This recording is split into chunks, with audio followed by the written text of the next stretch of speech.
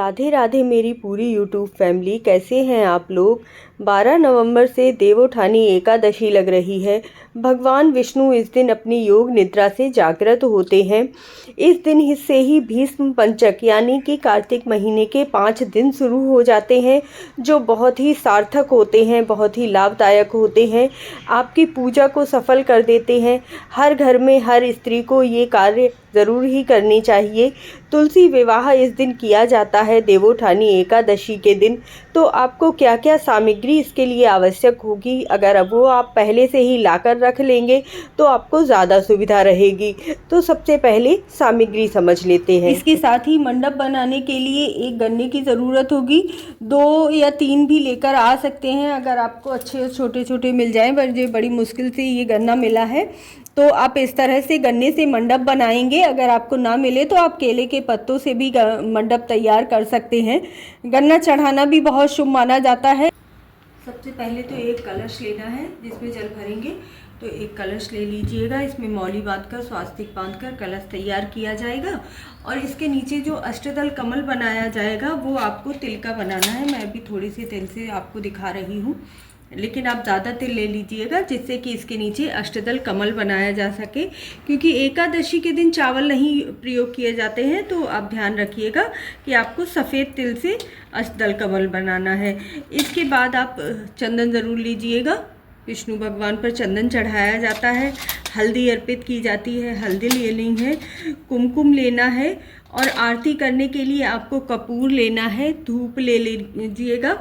और दीपक आप 2 तैयार कीजिएगा, ध्यान रखिएगा। एक दीपक आरती करने के लिए अलग से तैयार करना है, और एक ये दीपक आपको प्रज्वलित करके वहाँ पर रखना है।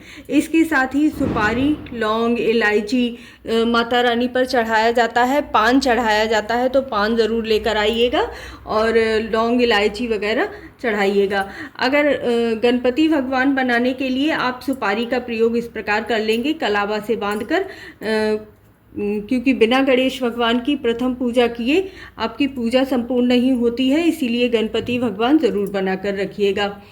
कलावा का प्रयोग करेंगे जब आप शालीग्राम भगवान या फिर लड्डू गोपाल को बिठा रहे हैं। तो आप जब माता रानी को चुनरी अर्पित करेंगे तो जो गठजोड़ किया जाएगा वो कलावे के धागे से किया जाएगा, इसीलिए कलावा ज़रूर प्रयोग कीजिएगा। अगर आपको कलावा नहीं मिल पाए तो आप सूत वाला ये जो धागा आता है इसका भी प्रयोग कर सकते हैं, या फिर आपके पास वो भी ना हो तो आप जो रील आती है ना सिल्ले वाली, वो पीली कलर की जो रील हो वो प्रयोग कर लीजिएगा। इसके साथ ही चंदन वो कुमकुम आप प्रयोग कर सकते हैं। सिंदूर माता रानी को अर्पित किया जाएगा। जब माता रानी को आप सिंदूर अर्पित करेंगे उसके बाद अपनी मांग में भी सिंदूर ज़रूर आशीर्वाद के रूप में भरिएगा, क्योंकि कहा जाता है कि इससे आपको अखंड सौभाग्य प्राप्त होता है। तो इसीलिए आपको इस तरह से सिंदूर माता रानी को भी अर्पित करने के लिए चाहिए है, और इसके बाद दान के लिए भी अलग से सिंदूर रखिएगा। इसके साथ ही आप देना चाहें, अर्पित करना चाहें, क्योंकि ज़रूरी नहीं है कि आप हर चीज़ को दान ही दें।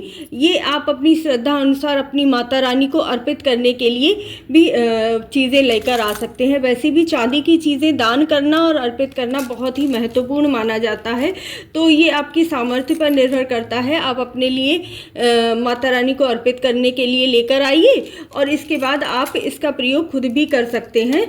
तो और इसके साथ ही बिछिया भी आप चाहें तो चांदी के दान कर सकते हैं, या फिर कांसे के लेकर आइएगा। कांसे के बिछिया भी शुभ माने जाते हैं। चांदी के बिछिया भी दान करेंगे तो बहुत ही शुभ माना जाता है। नहीं तो आप खुद में भी कुछ चीज़ें भी प्रयोग कर सकते हैं। इसके साथ ही मंगलसूत्र ज़रूर लेकर आइएगा। माता रानी का विवाह किया जाता है तो मंगलसूत्र अर्पित किया जाता है। वैसे तो भगवान का विवाह करना हमारे बस में कहाँ होता है, लेकिन बस एक श्रद्धा भाव है कि हम प्रभु का विवाह कर रहे हैं तुलसी माता के साथ। तो अपना भाव रखिए कि हम जो भी प्रभु की कृपा में कर पाएँ, उन्हें अर्पित कर पाएँ, उन्हें समर्पित कर पाएँ अपने मन के भाव से, वह प्रभु हमारा स्वीकार करें, हमारी पूजा स्वीकार करें। और इस तरह से आप जितनी भी श्रद्धा भाव से जो भी चीज़ समर्पित करेंगे वो प्रभु आपकी स्वीकार करेंगे। इसके साथ ही हल्दी की गांठ ज़रूर लेकर आइएगा, क्योंकि कलश में भी डाली जाएगी हल्दी की गांठ और पूजा में भी समर्पित की जाएगी। माता रानी को समर्पित करने के लिए पुष्प लेकर आइएगा, और जब माला शालिग्राम भगवान को भी चढ़ाई जाएगी और तुलसी माता पर भी माला समर्पित की जाएगी। इसके पश्चात नारियल समर्पित करना माता रानी को बहुत ही ज़रूरी होता है। आप कलश के ऊपर चाहें तो दीपक रख सकते हैं, आप जो कलश तैयार करेंगे उसके ऊपर दीपक भी रखा जा सकता है और नारियल भी रख सकते हैं। तो हो सके तो 2 नारियल लेकर आ जाइएगा, एक नारियल माता रानी को समर्पित करने के लिए और दूसरा कलश के ऊपर रखने के लिए, क्योंकि कहा जाता है कि जो नारियल आपके कलश के ऊपर रखा जाता है वह आपके घर की नकारात्मक ऊर्जा को दूर कर देता है और आपके घर में सुख और ऐश्वर्य आता है। इसके साथ ही माता रानी को ड्राई फ्रूट ज़रूर अर्पित कीजिएगा, बादाम मखाने जो भी आपके पास हों। मिष्ठान अर्पित करना बहुत ही ज़रूरी होता है, और जो भी आपके पास फल हो, जो इस टाइम सीज़न में फल चलते हैं वह अर्पित किए जाते हैं। आंवला है, अमरूद है, सिंघाड़ा है, शकरकंदी, गाजर, मूली, सारी जो भी चीज़ें आप कर पाएँ, आपके सामर्थ्य में हो, आप ला सकें उतनी चीज़ें आप अर्पित कर सकते हैं। ये मैं थोड़ी सी सामग्री आपको दिखा रही हूँ अर्पित करने के लिए, तो आप ये भी लेकर आ सकते हैं। इसके साथ ही गंगा जल माता रानी को अर्पित किया जाता है। ध्यान रखिएगा कि इस दिन तुलसी माता व्रत रहती हैं, तो व्रत रहने की वजह से तुलसी माता पर जल अर्पित नहीं करना है आपको। इसीलिए जो भी आप ये कलश करेंगे स्थापना, वो कलश आपको तैयार करके रखना है। और शालिग्राम भगवान को पंचामृत स्नान करवाया जाएगा, तो उसमें आप गंगा जल डालेंगे और दूध दही आदि से शालिग्राम भगवान का अभिषेक करेंगे। अगर आप लड्डू गोपाल के साथ तुलसी विवाह कर रहे हैं या शालिग्राम भगवान के साथ कर रहे हैं, तो आप ध्यान रखिएगा आसन के लिए एक वस्त्र लेकर आइएगा, और लड्डू गोपाल के लिए मोर पंख, जो उनकी प्रिय चीज़ें हैं, आप तुलसी माला, मोर पंख या कोई भी जो उन्हें सजाने के लिए वस्तुएं हैं वो सारी ला सकते हैं। माला है, उनके लिए बढ़िया बढ़िया सी माला लेकर आइएगा, और उनके लिए वस्त्र ज़रूर लेकर आइएगा। आप पीले रंग के वस्त्र लेकर आइएगा या फिर ऑरेंज लेकर आइएगा। इस तरह से आपको वस्त्र ज़रूर लेकर आने हैं। इसी प्रकार माता रानी के लिए सुंदर सी चुनरी लेकर आइएगा, जो माता रानी को लाल रंग सबसे प्रिय होता है, इसीलिए माता रानी के लिए चुनरी लेकर आइएगा, फूल माला लेकर आइएगा। इस तरह से वस्त्र से माता रानी का श्रृंगार करेंगे और लड्डू गोपाल का श्रृंगार करेंगे।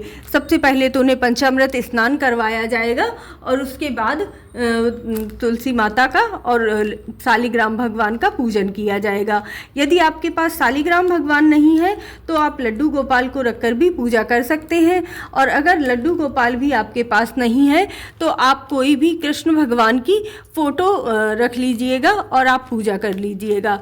इसके साथ ही इस दिन 11 दीपक जलाने का बहुत ही नियम होता है, क्योंकि कार्तिक मास में सबसे ज़्यादा विधान दीपक जलाने का है, तो इसीलिए आप इस दिन भी 11 दीपक जलाइएगा, जो आप तुलसी के क्यारे के चारों तरफ रखेंगे और बहुत ही सुंदर तरीके से दीपदान करेंगे। उसके बाद आपको मंदिर में जाकर भी इस दिन दीपदान करके आना है, बहुत ही शुभ माना जाता है। इसके बाद आप श्रृंगार की सामग्री ज़रूर दान कीजिए। चाहे तो साड़ी और पेंट शर्ट का कपड़ा भी लेकर आ सकते हैं, नहीं तो आप ब्लाउज का पीस भी दान कर सकते हैं, रूमाल दान कर सकते हैं, जैसा भी आपको संभव लगे वैसा कर लीजिएगा। इसके साथ ही शीशा दान करना भी बहुत ही शुभ माना जाता है। श्रृंगार की सामग्री में काजल, सीसा, सिंदूर, महावर, मेहंदी, चूड़ी इत्यादि आप इतनी चीज़ें दान कर सकते हैं। साथ ही आप थोड़ी सी दक्षिणा ज़रूर रखिएगा, जो भी भूल चूक हो जाती है वह माफ़ी के लिए थोड़ी सी दक्षिणा जितनी भी रखें आप रख सकते हैं। आपको इसके साथ ही तुलसी चालीसा का पाठ कर लेना है, स्तोत्रम का पाठ कर लेना है, तुलसी के मंत्रों का जाप कर लेना है, उनके नामों का जाप कर लीजिएगा, कथा पढ़ लीजिएगा, आरती कर लीजिएगा, और अपनी तुलसी माता की पूजा आदि करने के उपरांत आपने प्रसाद भी बनाना है, जो घर पर आप बनाएंगे। पूड़ी पुआ बनाया जाता है, मीठा हलवा बनाया जाता है और मीठी पूड़ी बनाई जाती है, तो वो चीज़ें भी आप ज़रूर ही बना लीजिएगा। बड़े उत्सव के साथ ही तुलसी का विवाह किया जाता है, तो तुलसी माता की कृपा आप लोगों के ऊपर, सबके ऊपर बनी रहे। 12 नवंबर को आपको संध्या के समय पूजन करना होता है। ध्यान रखिएगा कि 5 बजे के लगभग आपको पूजन कर लेना है। प्रदोष काल के समय में आपको पूजन करना है, और क्योंकि संध्या के समय ही दीपदान का सबसे ज़्यादा महत्व होता है, तो उसी समय पर फिर आपको दीपदान करना है। बहुत ही सरल विधि से आपको पूजा विधि समझाई है, आपको सारा सामग्री भी समझ आ गई होगी। और मेरे चैनल पर जाकर तुलसी विवाह भी ज़रूर देखिएगा, मेरी वीडियो में बने रहिएगा। बारे में किस तरह से आप घर में ही गंगा स्नान कर सकते हैं और किस प्रकार आपको दीपदान करना है, इस पर भी वीडियो ज़रूर आएगी। तो पूरे टाइम मेरे चैनल पर बने रहिएगा। चैनल को सब्सक्राइब ज़रूर कर लीजिएगा, वीडियो को लाइक और कमेंट ज़रूर कीजिएगा, और बताइएगा कि आप मेरी वीडियो कहाँ से देख रहे हैं। जय श्री कृष्ण, जय राधे राधे।